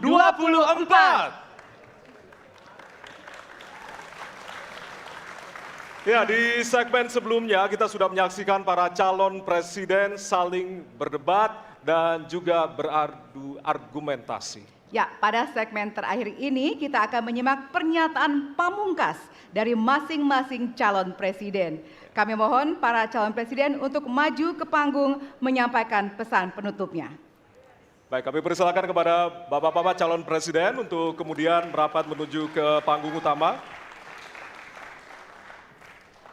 Ya, dan untuk itu kami awali dari calon presiden nomor urut 1 kepada Bapak Anies Baswedan. Waktu Anda 2 menit, dimulai dari sekarang. Di sini. Silakan, Pak. Saya rasa kita sama, rakyat Indonesia, saya, kita semua. Bahwa kita menginginkan sebuah negeri di mana praktek korupsi diberantas hingga tuntas. Pemerintah memberikan pelayanan yang terbaik. Dan kemudian kita menjunjung tinggi etika. Kita sama di situ. Karenanya saya ingin sampaikan kepada semua bahwa saat ini kita di persimpangan jalan antara tetap menjadi negara hukum di mana kekuasaan dikendalikan oleh hukum, atau kita menjadi negara kekuasaan di mana hukum diatur dan dikendalikan oleh penguasa. Oke? Dalam situasi itu saya ingin sampaikan ini adalah sebuah gerakan perubahan. Kita sama-sama. Kita ingin mengembalikan tetap menjadi negara hukum di mana kekuasaan dikendalikan. Dan saya ingin sampaikan bahwa etika dijunjung tinggi. Ketika terjadi pelanggaran etika, jangan bersembunyi di balik keputusan hukum. Justru kita harus mengatakan bahwa tugas dari pimpinan tertinggi memberi contoh. Bila ada pelanggaran etika, maka itu adalah mendasar. Bila tidak, maka ke bawah, ke seluruh rakyat, semua akan kompromi. Dan praktek orang dalam yang tadi saya sampaikan akan merusak sendi-sendi kehidupan bernegara kita. Rusak kita. Karena itulah penting sekali kita menjunjung tinggi etika. Dan itu dilakukan oleh siapa? Dari mulai calon presiden sudah diuji. Apa dia kompromi atau tidak pada etika. Oke? Lalu bagi anak-anak muda. Anak-anak muda, kita semua menyadari pemilu ini tentang masa depan. Anda pemilik masa depan. Saya yakin Anda akan memilih yang serius untuk jadi presiden. Bukan yang main-main untuk jadi presiden. Dan ketika kita berbicara tentang masa depan, maka saya ingin sampaikan kepada semua, kebebasan berpendapat akan dijamin. Kita tidak mengizinkan lagi situasi di mana orang takut. Maka itu saya sampaikan, Wakanda no more, Indonesia forever. Baik, waktu Anda habis, Bapak. Baik, selanjutnya kami persilakan calon presiden nomor urut 2, Bapak Prabowo Subianto untuk menyampaikan pernyataan penutup. Waktu Anda 2 menit dimulai dari sekarang. Terima kasih, saudara-saudara sekalian. Kita harus selalu ingat bahwa kemerdekaan ini didapatkan melalui proses yang sangat panjang, perjuangan yang sangat panjang, berganti-ganti negara-negara lain datang menindas kita, merampas kita, dan ini adalah hukum sejarah manusia. Yang kuat akan menindas yang lemah. Kita bersyukur kita sudah bangun suatu negara yang memiliki demokrasi dengan segala kekurangannya. Kita bersyukur semua pemimpin telah membantu menambahkan kemajuan kita. Kita ingin lebih maju, kita ingin lebih baik, kita ingin lebih adil, kita ingin hilangkan kemiskinan, dan kita ingin hilangkan korupsi. Kita negara yang sangat kaya, kekayaan kita luar biasa. Kami, Prabowo Gibran, Koalisi Indonesia Maju, siap melanjutkan fondasi yang sudah dibangun oleh pendahulu-pendahulu kita. Kita yakin Indonesia akan melompat menjadi negara hebat, negara maju, negara makmur, negara adil. Hanya dengan demikian, tetapi syaratnya kita harus rukun, kita harus bersatu, kita tidak boleh menghasut, memecah belah.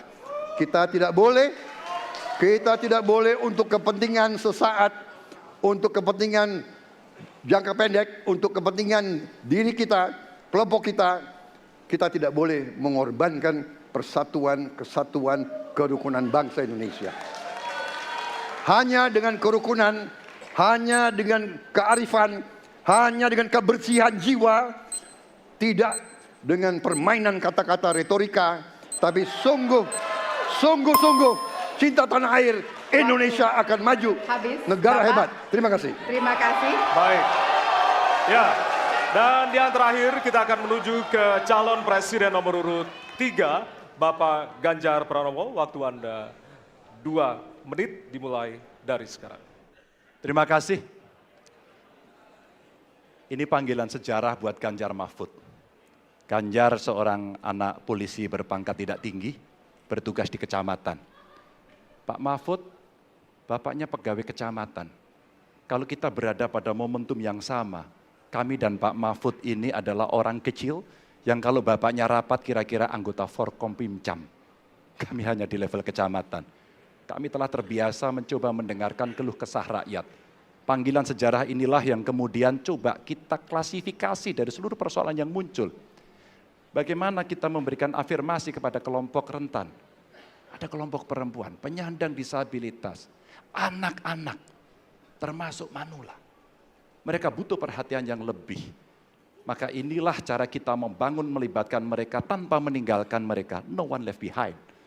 Yang kedua, bagaimana pemerintah betul-betul bisa melayani dengan memberikan teladan dari pemimpin tertinggi. Yang anti korupsi, yang menunjukkan integritas, yang menunjukkan layanan pemerintahan yang mudah, murah, cepat, sat-set.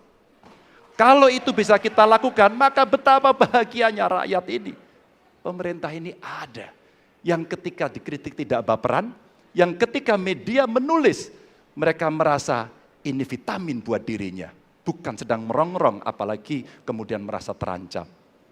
Maka kalaulah kemudian demokratisasi ini bisa kita laksanakan dengan baik, sesuai dengan amanah reformasi, nggak ada lagi cerita Bu Sinta, nggak ada cerita Mas Butet, nggak ada cerita Melki, tidak ada itu. Karena dewasa kita dalam berdemokrasi, maka dalam penghormatan terhadap HAM, mari kita konsisten antara pikiran, perkataan, dan perbuatan. Dan saya berdiri bersama korban untuk keadilan. Terima kasih. Mohon maaf kalau ada kata-kata saya yang kurang. Baik, Waktunya Bapak. habis, Ya. pas sekali. Baik, hadirin, kita berikan tepukan yang paling meriah untuk para calon pemimpin Indonesia. Ya, kita sama-sama menjadi saksi dari ketiga calon presiden yang tentunya beradu ide, gagasan, dan juga program-program. Tentunya inilah akhir dari debat pertama Capres 2024. Masih akan ada 4 debat lagi yang akan diselenggarakan oleh Komisi Pemilihan Umum Republik Indonesia. Dan semoga debat pertama ini mampu menjadi referensi Anda untuk memantapkan pilihan Anda pada 14 Februari 2024. Ya, tentunya kami mengimbau jangan sia-siakan hak pilih Anda pada 14 Februari 2024. Ya. Suara Anda sangat berharga untuk menentukan masa depan Indonesia. Akhirnya, saya Valerina Daniel. Ya, dan saya Ardianto Wijaya. Selamat malam dan Sampai jumpa. Terima kasih banyak. Terima Pak kasih, Prabowo. Pak Terima kasih banyak Pak Ganjar. Terima kasih, Pak Terima kasih. Prabowo. Terima kasih Pak Anies. Terima Kita kasih, selfie Pak dulu Bapak. Ganjar. Baik, Ya. mohon izin kita selfie dulu Kita Bapak. foto dulu, Bapak.